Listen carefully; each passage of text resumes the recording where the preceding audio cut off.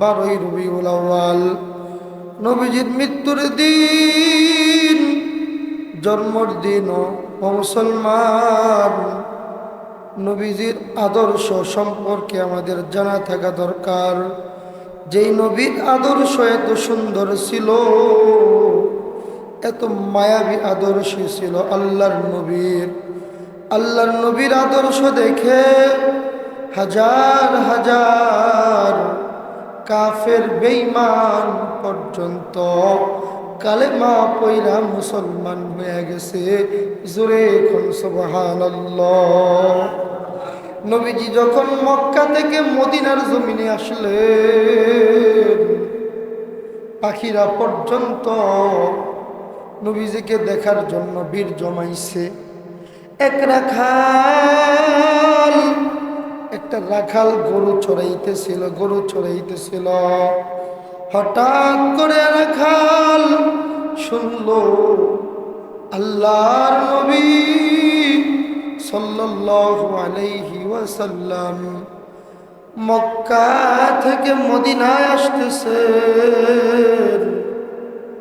ওই রাখাল পাগলের বেশে রাস্তা দিয়া ঘুরে আর বলে, আমার নবী কই? আমার নবী কোন রাস্তা দিয়ে আসবে? আমার নবীকে একটু দেখব। এমন নবীর উম্মত হইছি, যেই নবীরে দেখার জন্য মাছ পাগল, বনের হরিণী পাগল, যেই নবীকে দেখার জন্য তাম পৃথিবীর সবাই পাগল। ও মুসলমান, ওই রাখাল রাস্তা দিয়ে ঘুরে, কিন্তু আল্লাহর নবীর দেখা পায় না। রাখাল ক্লান্ত হয়ে এক জায়গায় বসিয়া যায়। হঠাৎ করে একটা লোক মনের আনন্দে সুখে নবীজির চেহারাটা দেখা আনন্দে আসতেছে ওই রাস্তা দিয়া। জোরে কোন সুবহানাল্লাহ। ওই লোককে জিজ্ঞাসা করে, ও রাখাল, তুমি এখানে কেন ক্লান্ত অবস্থায় বসে আছো রাখাল?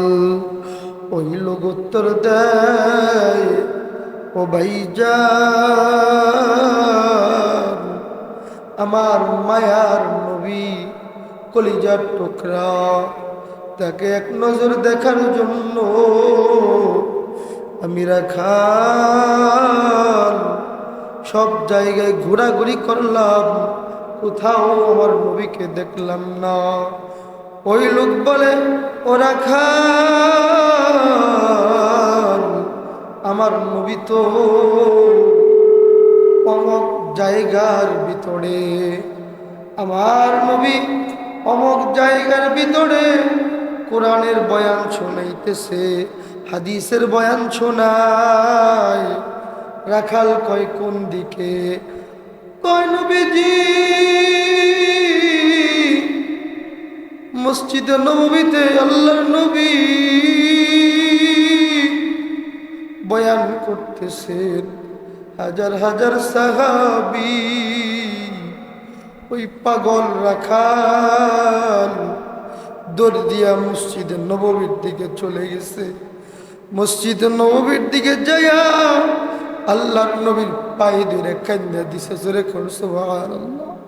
নবীজির পাগল নবী বলে, রাখাল, তুমি আমার সাথে দেখা করার জন্য আসছো? আল্লাহর নবী বলে, রাখাল, আমার জন্য দেখা করার জন্য আসছো? তুমি আমার পায়ে কেন? নবী গো, আমার শরীরে তো ময়লা, আমার শরীরে কত ময়লা, আমি গোরা বকরি ছাগল চড়াইয়া আমার জীবিকা নির্বাহ করি। নবী আমার, আপনি তো পবিত্র, আপনার সিনা তো পবিত্র। নবী হে, আমি চাই না আমার এই নাপাক শরীর, আমার এই না পাক শরীরে আপনার শরীর লাগুক গো নবী। আল্লাহর নবী কয় রাখাল আমি নবী এমন না, আমি নবী আমার উম্মতের জন্য বড় পাগল। আমি আমার উম্মতের জন্য দিনের জন্য আমি নবী না খায়া থাকছি। আমার পেটে পাথর, কত রাত গেছে না ঘুমাইয়া। ইহুদিরা আমাকে মারার জন্য কত ষড়যন্ত্র করছে। আল্লাহর নবী বলে রাখাল তোমার জায়গা আমার পায়ে না, আসো আসো। রাখালকে আল্লাহর নবী পা থেকে টান দেয়া তুইলা আল্লাহর নবী রাখালকে বুকে জড়ায়া নিছে। জোরে কোন সুবহানাল্লাহ। নবীজির এক দুশমন নবীকে মারার জন্য যাইতেছে, আক্রমণ করবে নবীকে। আল্লাহর নবীকে আক্রমণ করবে। ও মুসলমান, আল্লাহর নবী তার হুজরায় বৈশা কোরআনের তেলাওয়াত করতেছে। কোরআনের তেলাওয়াত করতেছে। আল্লাহর নবীকে আক্রমণ করার জন্য আসিয়া ওই ইহুদি কোরআন শুনতেছে। কত মজা! আল্লাহর নবীর কোরআন তেলাওয়াত শুনিয়া ইহুদির মন ভরে না। ইহুদি নবীর পায়ে জড়ায়া ধরে কয়, নবী গো, আমি তো আপনাকে মারার জন্য আসছিলাম। ও মায়ার নবী, এটা কি শুনাইলেন? আল্লাহর নবী কয়, ইহুদি হাজা কালাম রব্বি, এটা আমার আল্লাহর কালাম। ইহুদি যখন আল্লাহর নবীর কাছে পায়ে ধরায়া কান্দে, ইহুদি কয়, নবী আমার ভুল হয়ে গেছে, আমি কত বড় অন্যায় করছি গো নবী, আমারে মাফ করে দেন। আর দেরি কইরেন না গো নবী, আমি নিজের ভুল বুঝতে পারছি। নবী গো, আমাকে কালেমা পড়াইয়া মুসলমান বানায়া দেন। আল্লাহর নবী সাথে সাথে তাকে কালেমা পড়াইয়া মুসলমান বানায়া দিলেন। জোরে এখন সুবহানাল্লাহ। ও মুসলমান, নবীজির আদর্শের ভিতরে সম্মান, ইজ্জত, মর্যাদা। ও মুসলমান, আল্লাহর নবী সাল্লাল্লাহু আলাইহি ওয়াসাল্লাম রাস্তা দিয়া যায়। এক শিকারিনী একটা হরিণ শিকার করছে। ওই রাস্তা দিয়া আল্লাহর নবী যাইতেছে। আল্লাহর নবী শুধু মানুষের নবী না, আল্লাহর নবী হলো সমস্ত জাহানের যত মাখলুক আছে, সমস্ত মাখলুকের নবী হলো আমাদের নবী মুহাম্মাদুর রাসূলুল্লাহ। জোরে কোন সুবহানাল্লাহ। আল্লাহ তাআলা তার কালামের ভিতরে বলেন, ওয়ামা আরসালনাকা ইল্লা রাহমাতাল লিল আলামিন। আমার আল্লাহ বলেন, নবী আমার সমস্ত সৃষ্টি জগতের জন্য আপনাকে রহমত হিসাবে বানাইছি। ও মায়ার নবী, হরিণীকে শিকারী ধুইয়া ফেলাইছে। হরিণী চোখে পানি, হরিণী আল্লাহর নবীকে দেখে কয়, হরিণীর 4টা বাচ্চা আছে। হরিণী চিন্তা করতেছে, আমার 4টা বাচ্চাকে দুধ খাওয়াবে কে? আমার 4টা বাচ্চা ক্ষুধা ক্লান্ত হয়ে গেছে, হয়তো দুনিয়া থেকে বিদায় নিয়ে চলে যাবে। নবীজিরে দেখা আল্লাহর কাছে বলে, আল্লাহ, আমার নবীকে আমার সামনে পাইছি, ও মালিক, আমার জবান খুলিয়া দাও, আমি যেন আমার মায়ার নবীর সাথে কথা বলতে পারি। জোরে করুন সুবহানাল্লাহ। আল্লাহর নবী সরকার দু আলম আল্লাহর হুকুমে আল্লাহর নবীর সাথে হরিণী কথা বলল। হরিণী বলল, নবী গো, আমার দুধের বাচ্চারা না খাওয়া আছে, নবী হয়তো দুনিয়া থেকে বিদায় নিবে। আল্লাহর নবী শিকারীকে বলে, শিকারী, এই হরিণটাকে ছেড়ে দাও। হরিণী নিজের বাচ্চাদেরকে দুধ পান করাইয়া আবার এই জায়গায় আসবে। হরিণী বলে, নবী আমি আসবো। শিকারী বলে, না না, অনেক কষ্ট করিয়া ধরছি, এটা ছাইরা দিলে আর কখনো আসবে না। হরিণী যখন আল্লাহর নবীর কাছে এই দরখাস্ত করলো, নবীজি আবার শিকারীর কাছে দরখাস্ত করলো। শিকারী বলল, এর কি গ্যারান্টি আছে এই হরিণ যে আবার এখানে আসবে? ওই কথা দিলাম, হরিণ যদি না আসে এর দায়িত্ব আমি নবীর। জোরে কোন সুবহানাল্লাহ। শিকারী হরিণকে ছেড়ে দিছে। হরিণী নিজের বাচ্চাদেরকে দুধ পান করাইছে।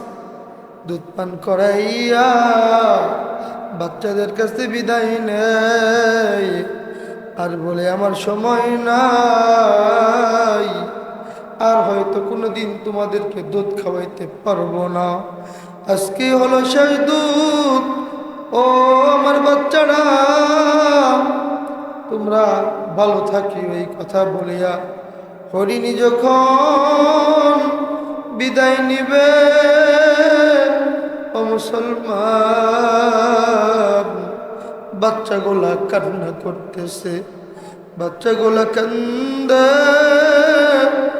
বলেন, একটা দুধের বাচ্চা যদি মাকে হারাইয়া ফেলায়, মার বাচ্চা যদি আলাদা রাখে, ওই বাচ্চা কিন্তু বাঁচানো সম্ভব না। কথা ঠিক কিনা? ও মুসলমান, হরিণী আল্লাহর নবীর সামনে এসে হাজিরা দিছে। এই ঘটনা যে শিকারী ছিল ইহুদি, শিকারী এই ঘটনা যখন শুনতে পারলো, দেখতে পারলো, হরিণ হাজির। শিকারী কয়, এটা তো সত্য নবী মুহাম্মাদুর রাসূলুল্লাহ সাল্লাল্লাহু আলাইহি ওয়াসাল্লাম। ওই শিকারী নবীজির পায়ে পড়ে গেছে আর বলে, নবী গো, আমি তো অন্যায় করে ফেলাইছি, নবী আমার, আমাকে মাফ করে দেন। আল্লাহর নবী কয়, ও শিকারী, আমি নবী মাফ করে দিলাম। শিকারী বলে, আর দেরি কইরেন না, আমাকে কালেমা পড়াইয়া মুসলমান বানাইয়া দেন। জোরে কোন সুবহানাল্লাহ। নবীজির আদর্শের ভিতরে শান্তি আছে, দুনিয়ার কোনো আদর্শে শান্তি নাই রে বাবা। বলেন তো, আপনি আমি সবচেয়ে বেশি নবীর মহাব্বত যদি আপনার আমার ভিতরে না থাকে, ওই মানুষ কি খাঁটি মুমিন হতে পারে? কথা কম, মুমিন হতে পারে? যার ভিতরে নবীর মহাব্বত নাই, সে কি মুমিন হবে? লম্বা লম্বা দাড়ি থাকলে মুমিন হবে? টুপি থাকলে মুমিন হবে না। ও মুসলমান, হযরতে উমর রাদিয়াল্লাহু তাআলা আনহুকে আল্লাহর নবী সাল্লাল্লাহু আলাইহি ওয়াসাল্লাম এক জায়গায় যাইতেছেন। উমর কয়, নবী গো, আমি আমার বাড়ি গাড়ি টাকা পয়সা সব কিছুর চেয়ে আমি উমর আপনাকে বেশি ভালোবাসি। নবী কয়, উমর, এখনো তুমি ইমানদার হতে পারো নাই গো উমর। যতক্ষণ পর্যন্ত তোমার বাড়ি গাড়ি টাকা পয়সা জমা জমি বিবি বাচ্চা নিজের জীবনের চেয়ে আমি নবীকে যদি ভালো না বাসতে পারো উমর, তাহলে তুমি ইমানদার হতে পারবে না। জোরে কোন সুবহানাল্লাহ। এখন চিন্তা করে দেখেন আপনার অন্তরের ভিতরে কার জন্য কত মুহাব্বত, কার জন্য কত ভালোবাসা। আপনার নেতার বিরুদ্ধে কেউ কিছু বললে আপনার কলিজা পোড়ায়, কথা ঠিক না? ও মুসলমান, আপনার নেত্রীর বিরুদ্ধে কিছু বললে আপনার কষ্ট লাগে, আপনার মার বিরুদ্ধে কথা বললে কষ্ট লাগে। ও মুসলমান, যেই নবীরে না বানাইলে জমিন বানাইতেন না, আসমান বানাইতেন না। ও মুসলমান, ওই নবীর মায়া, ওই নবীর ভালোবাসা যদি আমার আপনার না থাকে, কালকে আমাদের ময়দানে কঠিন মুসিবতের দিন, যেই দিন আরশে আজিম সারা কোনো ছায়া থাকবে না, ওই কঠিন মুসিবতের দিনে আল্লাহর নবী বলে, ও আমার উম্মতেরা, দুনিয়াতে যারা আমি নবীকে ভালোবাসছো, যারা আমি নবীকে মোহাব্বত করছো, বাড়ির মানুষজন তোমাকে দেখতে পারে নাই, তুমি দাঁড়িয়ে রাখছো, তোমার বিবি দেখতে পারে নাই, এলাকাবাসী দেখতে পারে নাই, কত মানুষ তোমারে খারাপ বলছে। ও আমার উম্মত, আয় আয়, আল্লাহর নবী হাউজে কাউসারের হাতে দাঁড়ায়া থাকবে, উম্মতেরা নবীর কাছে দৌড় দিয়া চলে যাবে। যেমন সন্তান হারাইয়া গেলে 10 বছর পরে যদি সন্তানকে পায়, মা যেমন পাগল পাড়া হইয়া যায়, আল্লাহর নবীর উম্মতেরা পাগল পাড়া হইয়া নবীজির কাছে যায়, নবী গো, নবী, আপনার জন্য বাড়ি হারাইছি, গাড়ি হারাইছি, আপনার জন্য দুনিয়া ত্যাগ করছি নবী। ও নবী, আপনাকে বড় ভালোবাসি, এই দিলের ভেতরে আপনার জন্য মনটা আমার সব সময় কাঁদে। নবী আমার, আর দেরি কইরেন না। আল্লাহর নবী ডাক দিয়া তার নিজ হাতে হাউজে কাউসারের পানি আল্লাহর নবী উম্মতদেরকে পান করাইয়া দিবে। জোরে চিল্লায়া কন্যা সুবহানাল্লাহ। আল্লাহর নবী হাউজে কাউসারের পানি পান করাইয়া দিবে। কিয়ামত পর্যন্ত আর কোনো পানি পিপাসা লাগবে না।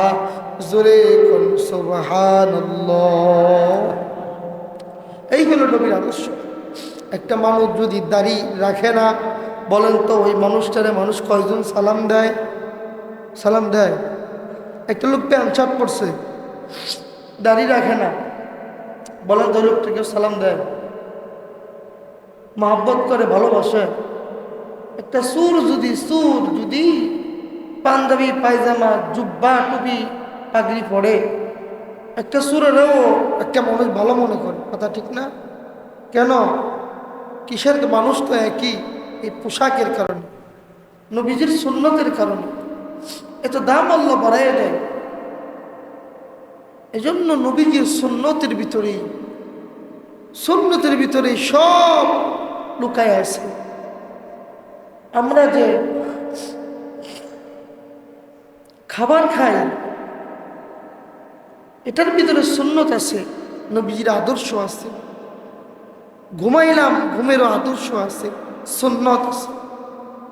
রবিউল আউয়াল মাস, বেশি বেশি আমল করব, নবীজির জন্য কান্না করব। যেই নবী দুনিয়াতে আপনার আমারে বলে নাই, ওই নবী আপনার আমার জন্য